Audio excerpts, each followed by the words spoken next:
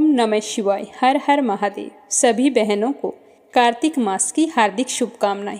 आज कार्तिक मास की शुरुआत हो चुकी है और स्नान करने वाली बहनों के लिए प्रस्तुत है कार्तिक मास महात्म्य की कथा और साथ में कार्तिक स्नान की कथा।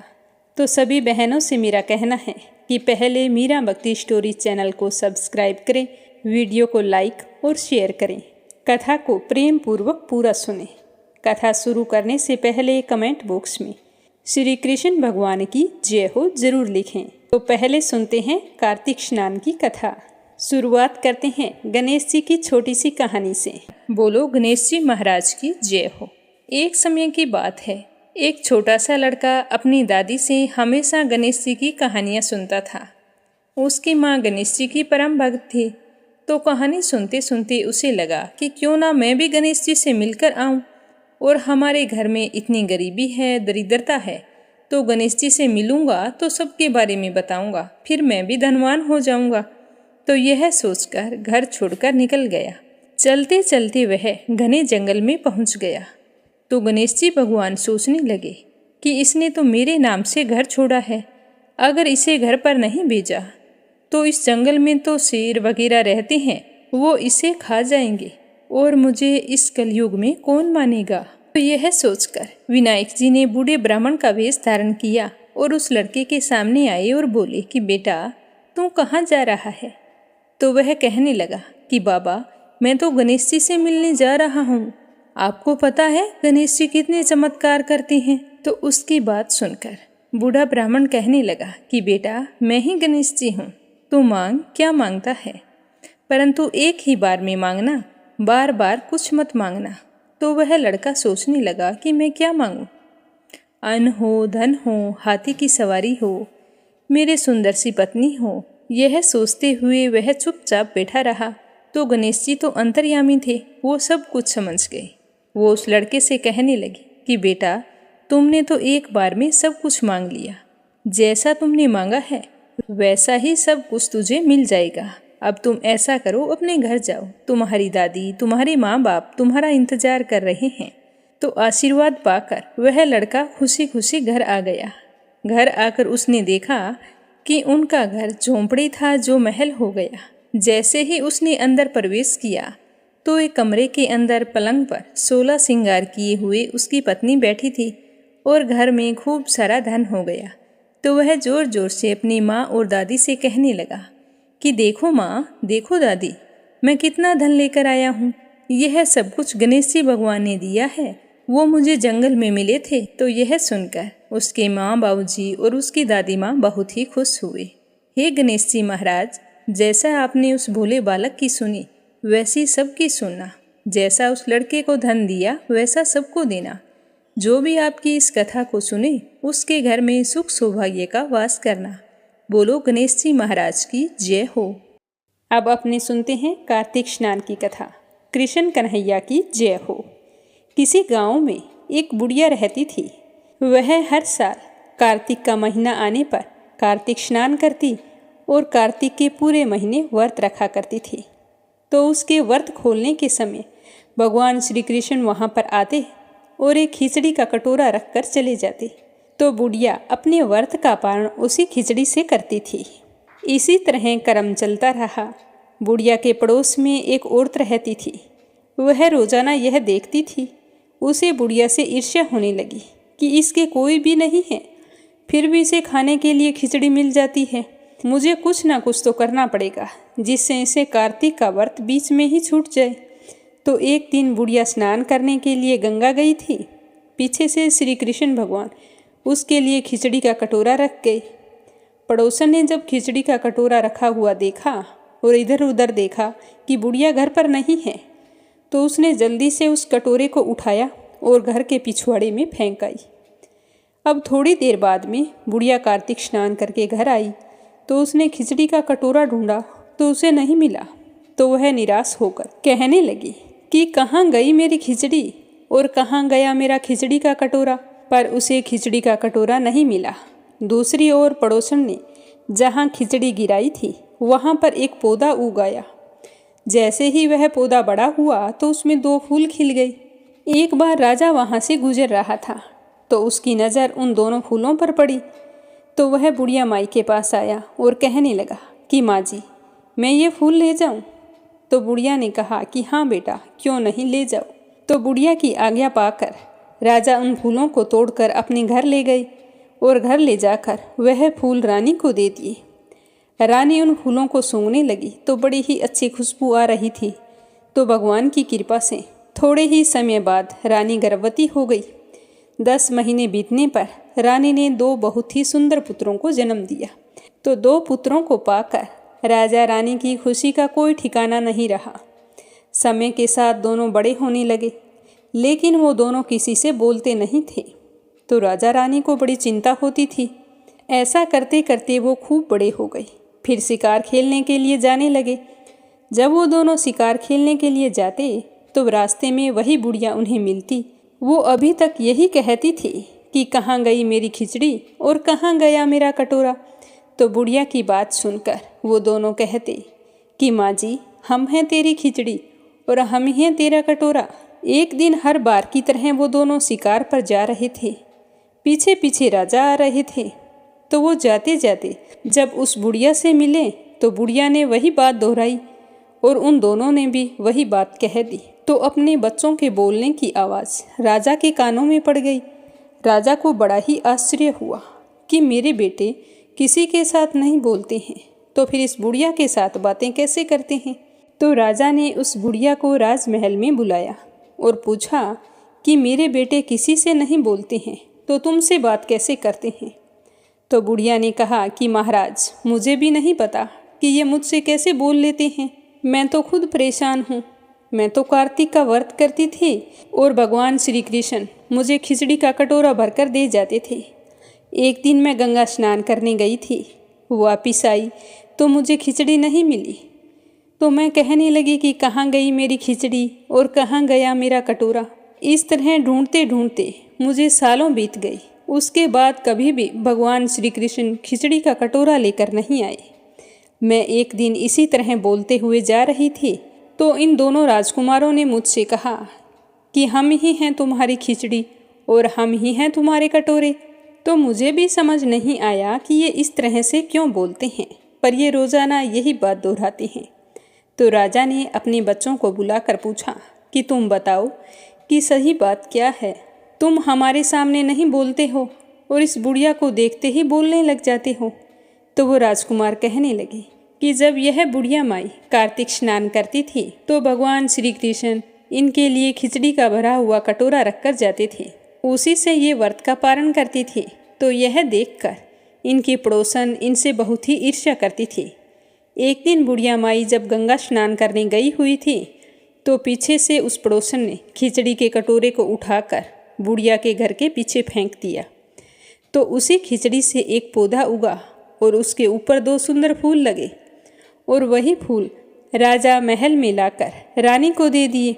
तो रानी ने उन फूलों को सूंघा तो हम दोनों का जन्म हुआ। तो हमें तो भगवान ने तुम्हारे लिए ही भेजा है। तो यह सारी बात सुनकर राजा बहुत ही खुश हुआ और बूढ़ी अम्मा के चरण स्पर्श करके कहने लगा कि अम्मा, कार्तिक स्नान तो आपने किया है, पर उसका कुछ पुण्य फल तो मुझे भी मिला है। आपकी वजह से हमें संतान की प्राप्ति हुई है। आज से आप मेरी माँ हो और यहीं पर राजमाता बनकर रहोगी। तो यह सुनकर वह बुढ़िया बहुत ही खुश हुई और राजा और दोनों बेटों को आशीर्वाद देने लगी। उसके बाद वह बुढ़िया महल में राजमाता बनकर रहने लगी। इस तरह कार्तिक स्नान करने का फल बुढ़िया माई को मिला। हे कार्तिक महाराज, जैसे आपने बुढ़िया की बात सुनी और उसका भला किया, उसी तरह जो भी कार्तिक स्नान करके आपकी इस कथा को सुने उसकी मनोकामना पूर्ण करना। कार्तिक स्नान की दूसरी कथा। एक समय की बात है, किसी नगर में एक बूढ़ा आदमी रहता था। उसके 7 बहुएं थीं। एक बार जब कार्तिक का महीना आया तो उसने अपनी बहुओं से कहा कि बेटा, मैं कार्तिक स्नान करना चाहता हूँ, क्या तुम इसके नियम निभाने में मेरा साथ दोगी? तो 7 बहुओं में से 6 बहुओं ने मना कर दिया, लेकिन बड़ी बहू ने कहा कि पिताजी, मैं आपके सारे नियमों में साथ दूंगी। तो यह सुनकर उसका ससुर बहुत ही खुश हुआ। अब दूसरे ही दिन से सुबह जल्दी उठता, नदी पर स्नान करके घर आता, तो उसकी बड़ी बहू उनके कपड़ों को धोकर आंगन में सुखा देती, फिर अपने ससुर के लिए पूजा पाठ के सामान की व्यवस्था करती।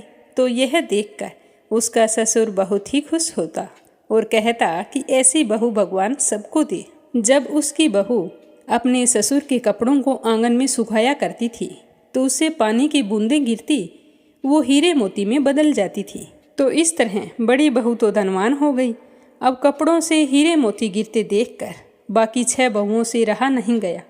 एक दिन वो आई और अपनी जेठानी से कहने लगी कि तुमने तो कई दिन हो गए कार्तिक स्नान का नियम निभाते हुए, अब ससुर जी को हम लेकर जाती हैं। बचे हुए दिन ये हमारे यहाँ रह लेंगे, हम इनके नियम का अच्छे से पालन करेंगी।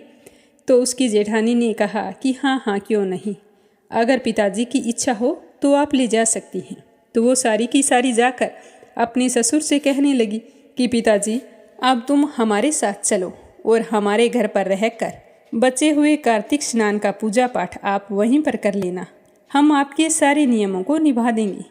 तो उसका ससुर सोचने लगा कि आज अचानक से मेरी 6 बहुओं को क्या हो गया है। फिर भी ना चाहते हुए उसने अपनी बड़ी बहू से कहा कि बेटा मैं कुछ दिन के लिए तुम्हारी देवरानियों के यहाँ जाता हूँ, मुझे तो पूजा पाठ करनी है, कहीं पर भी कर लो। तो वो बोली ठीक है पिताजी, जब तुम्हारा मन हो तो वापस लौट आना, तुम्हारे बिना यह घर सूना सूना लगेगा। तो उसका ससुर अपनी छोटी बहुओं के साथ उनके घर चला गया और दूसरे दिन सुबह हुई तो गंगा नदी पर स्नान करने चला गया।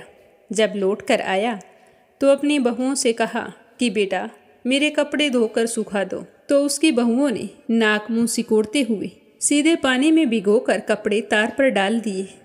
तो जैसे ही उन कपड़ों से पानी टपकने लगा तो सारे घर में कीचड़ ही कीचड़ हो गया। तो यह देखकर उन बहुओं को बड़ा ही गुस्सा आया और कहने लगी कि हमारे घर तो आप पाप का स्नान कर रहे हैं, इसीलिए तुम यहाँ से अभी के अभी चले जाओ और जेठानी जी के घर जाकर स्नान करो, हमारे घर में पापियों के लिए कोई जगह नहीं है।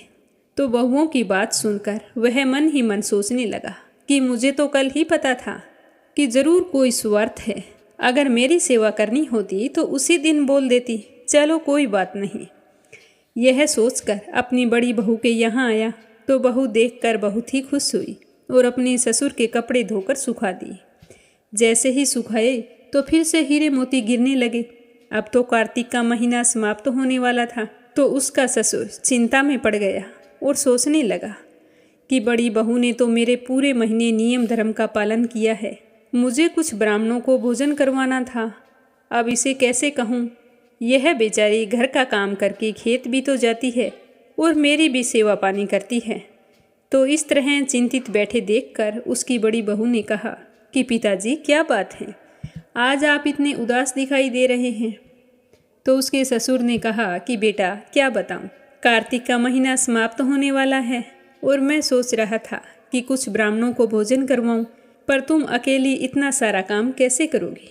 तो उसने कहा कोई बात नहीं पिताजी, आप मुझे बता दो क्या कुछ करना है, मैं सब कुछ तैयार कर दूंगी। तो यह सुनकर उसका ससुर बहुत ही खुश हुआ और ब्राह्मणों को न्योता देकर छोटी बहुओं के घर कहने गया कि सारी की सारी भोजन करने आ जाना, अगर समय है अपनी जेठानी का भी काम में हाथ बटा देना।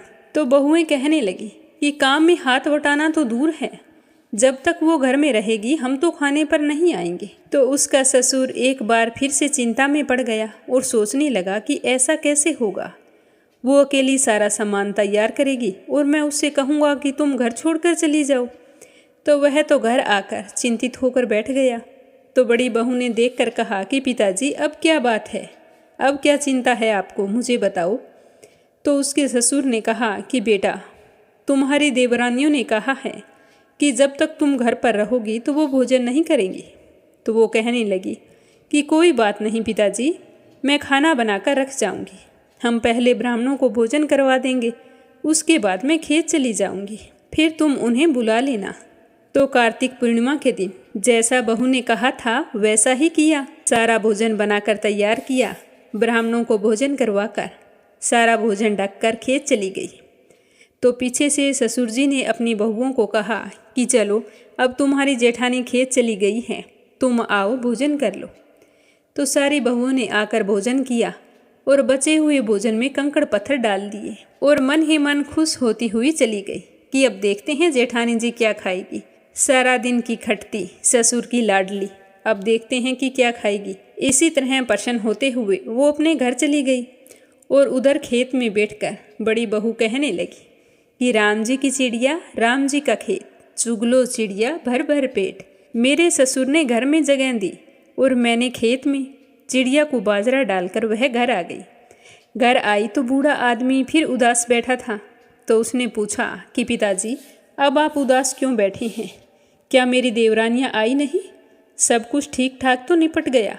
तो वो कहने लगा कि बेटा, सारा ठीक ठाक ही निपट गया, लेकिन तेरी देवरानियाँ भोजन करके बचे हुए खाने में कंकड़ पत्थर डाल गई। तो बहू कहने लगी कि कोई बात नहीं पिताजी, मैं अपने लिए 4 रोटी बना लूँगी। तो इस तरह कहकर बहू घर के अंदर गई।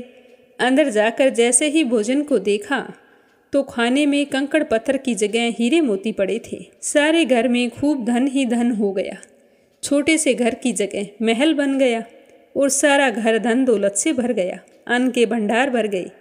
तो वह अपने पिताजी को बुलाकर कहने लगी कि पिताजी, आपने तो कहा था कि मेरे लिए कुछ नहीं बचा, लेकिन यहाँ पर तो हीरे मोतियों के भंडार हो गए हैं। पूरे घर में धन की वर्षा हो रही है। हमारा साधारण सा घर महल में बदल गया है। तो उसका ससुर सारी चीज़ों को देखकर कहने लगा कि बेटी, तुमने सच्चे मन से मेरे कार्तिक स्नान के नियम को निभाया है, लेकिन तेरी देवरानियों ने तो इसे पापी मन से निभाया था। इसीलिए कार्तिक देवता तुमसे प्रसन्न हो गए हैं और तुम्हें यह फल दिया है। यह कहकर वह अपनी बहू को ढेरों आशीर्वाद देने लगा। हे कार्तिक देवता, जैसे आपने बड़ी बहू की सुनी, वैसे सभी की सुनना। जो कार्तिक स्नान करे, अपने बूढ़े सास ससुर की सेवा करे, उनके पूजा पाठ और व्रत उद्यापन में उनकी मदद करे, उनकी सारी मनोकामनाएं पूर्ण करना, अन्न धन के भंडार भरना, सुख सौभाग्य का वास करना।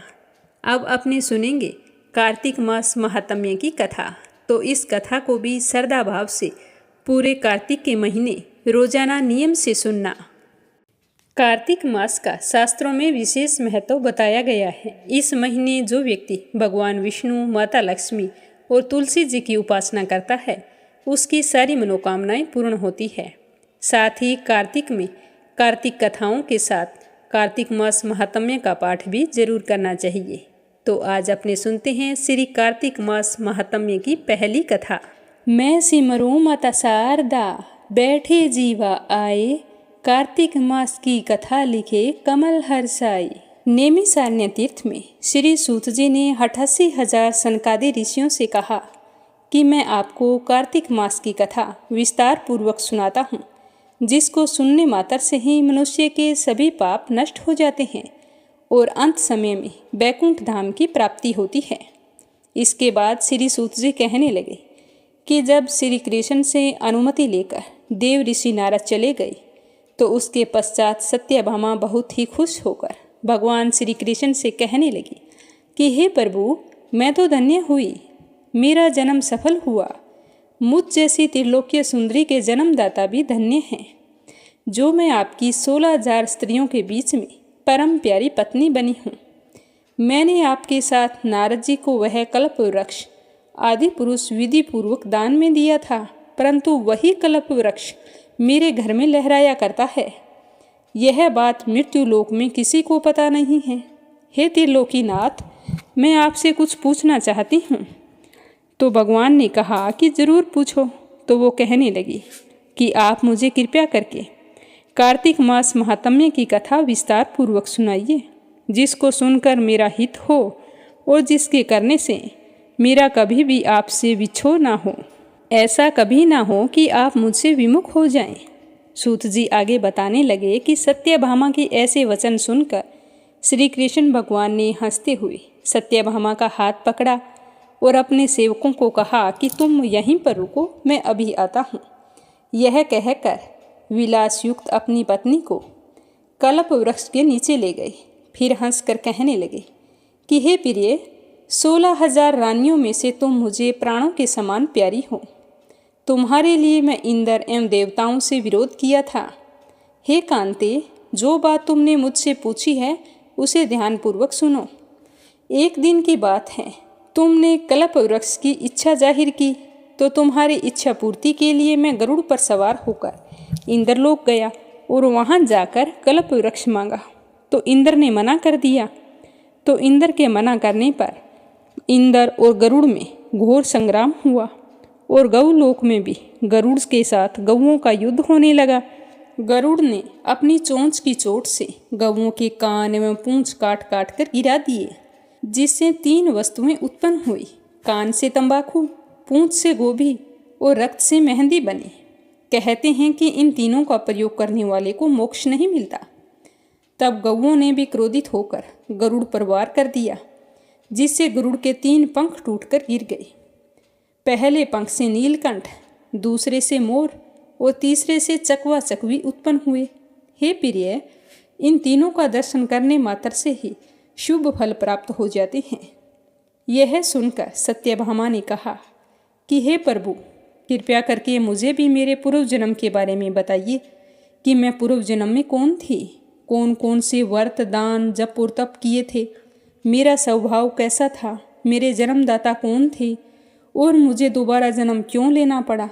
मैंने ऐसा कौन सा पुण्य कर्म किया था जिसकी वजह से मैं आपकी अर्धांगिनी बनी हूँ। तो सत्यभामा की बात सुनकर श्री कृष्ण भगवान बोले कि हे प्रिय, अब मैं तुम्हारे द्वारा पूर्व जन्म में किए हुए पुण्य कर्मों को विस्तार पूर्वक बताऊंगा, तुम ध्यान से सुनना। पूर्व समय में सतयुग के अंत में मायापुरी में अत्रि गोत्र में वेद वेदांत का ज्ञाता देव शर्मा नामक एक ब्राह्मण निवास करता था। वह प्रतिदिन अतिथियों की सेवा करता, हवन और सूर्य भगवान की पूजा करता था। सूर्य के समान ही तेजस्वी था। उसे कोई संतान नहीं थी। जब वह अपनी वृद्धावस्था में पहुंचा तो उसे गुणवती नामक कन्या की प्राप्ति हुई, पर पुत्र उसके फिर भी नहीं था। उस पुत्रहीन ब्राह्मण ने अपनी कन्या का विवाह अपने ही शिष्य के साथ कर दिया। उसका नाम चंद्र था। वह चंद्र को अपने पुत्र के समान मानता था और चंद्र भी अपने गुरु को पिता की भांति सम्मान देता था। एक दिन ससुर जवाई दोनों कुश व समिधा लेने के लिए जंगल में गए हुए थे। जब वे हिमालय की तलहटी में भ्रमण कर रहे थे, तब उन्हें एक राक्षस आता हुआ दिखाई दिया। उस राक्षस को देखकर भय के कारण वो तो डर गए, उनके अंग शिथिल पड़ गए और वो भाग नहीं सके। तो काल के समान उस राक्षस ने उन दोनों को मार डाला। वे दोनों धर्मात्मा थे, तो इसीलिए मेरे पार्षद उन्हें मेरे पास बैकुंठ धाम में ले आए। उन दोनों द्वारा आजीवन सूर्य भगवान की पूजा किए जाने के कारण मैं उन दोनों पर अति प्रसन्न हुआ। गणेश जी, शिव जी, सूर्य व देवी, इन सब की पूजा करने वाले मनुष्य को स्वर्ग की प्राप्ति होती है। मैं एक होता हुआ भी काल और कर्मों के भेद से 5 प्रकार का होता हूँ। जैसे एक देवदत्त, पिता, भ्राता आदि नामों से पुकारा जाता है। जब वे दोनों विमान पर आरूढ़ होकर सूर्य के समान तेजस्वी, रूपवान, चंदन की माला धारण किए हुए मेरे भवन में आए, तो दिव्य भोगों को भोगने लगे। इस तरह बताते हुए श्री कृष्ण भगवान कहने लगे कि हे प्रिय, जब गुणवती को पता चला कि राक्षस ने उसके पति व पिता को मार दिया है, तो वह बहुत ही दुखी होकर विलाप करने लगी। कहने लगी कि मेरे पिताजी, मेरे स्वामी, मुझे छोड़कर तुम कहाँ चले गए? मैं अकेली अबला स्त्री तुम्हारे बिना कैसे रहूँगी? क्या करूँगी? कहाँ जाऊँगी? मेरे लिए भोजन, वस्त्र आदि की व्यवस्था कौन करेगा? घर में मेरा प्रेम पूर्वक पालन पोषण कौन करेगा? मेरे तुम्हारे सिवा कोई नहीं है। अब मैं कहाँ जाऊँगी? मैं कुछ नहीं कर सकती। मुझ अबला की रक्षा कौन करेगा? अब मैं कहाँ रहूँ? मेरे पास कोई भी ठिकाना नहीं है। तो इस प्रकार विलाप करते हुए गुणवती चक्कर खाकर धरती पर गिर पड़ी और बेहोश हो गई। बहुत देर तक बेहोश ही पड़ी रही। जब उसे होश आया तो वह पहले की भांति करुण विलाप करते हुए शोक सागर में डूब गई। कुछ समय के पश्चात जब वो संभली तो उसे ध्यान आया कि उसके पिता और पति की मृत्यु हो गई है और उनकी क्रिया करने के लिए सिर्फ मैं ही हूँ। मुझे उनका श्राद्ध कर्म करना चाहिए ताकि उनको मोक्ष की प्राप्ति हो। इस तरह सोचकर उसने अपने आप को संभाला और फिर अपने घर का सारा सामान बेच दिया।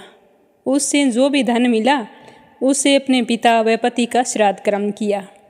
उसके बाद उसी नगर में रहते हुए वो 8 पहर भगवान विष्णु की भक्ति करने लगी।